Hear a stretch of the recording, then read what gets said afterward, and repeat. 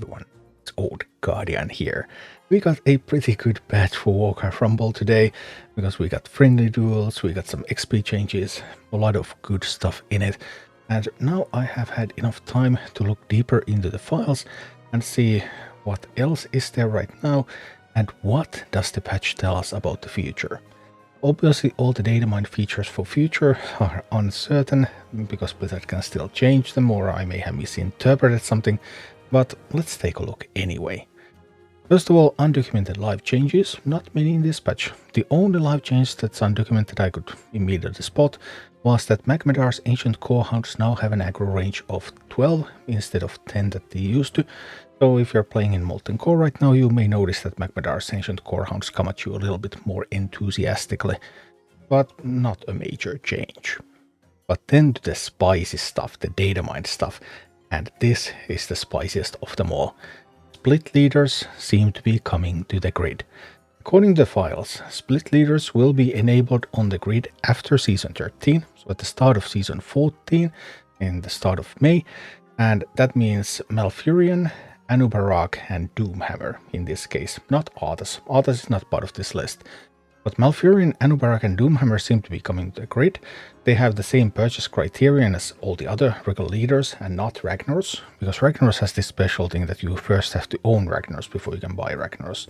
But these seem to be coming so that you can buy them even if you don't already own them, and I assume that they're going to be coming on their family weeks because the purchase criterion is the exact same as all the other regular leaders.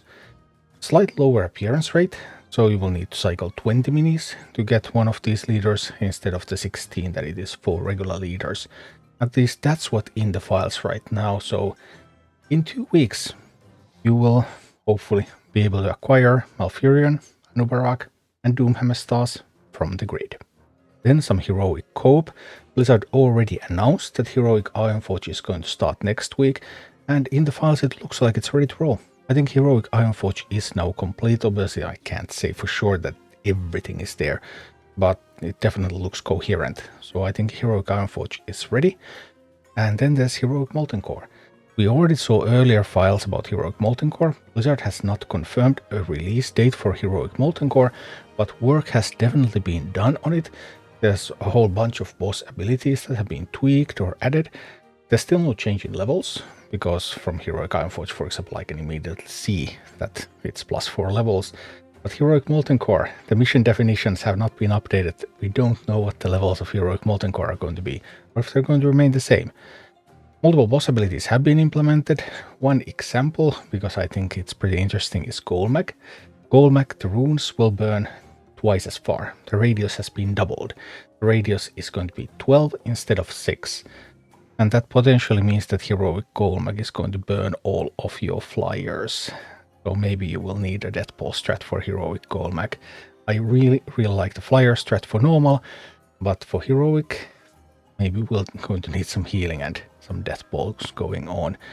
Also, some of the rewards from Heroic Molten Core have been implemented. At least I think they're rewards from Heroic Molten Core. I actually don't think they're linked to anything yet.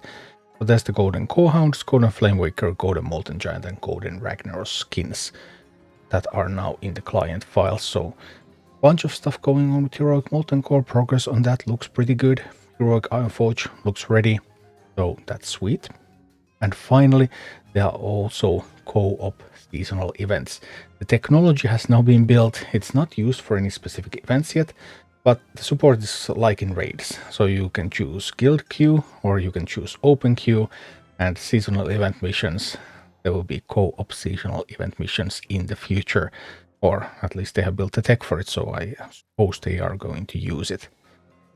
So that's what the files look like.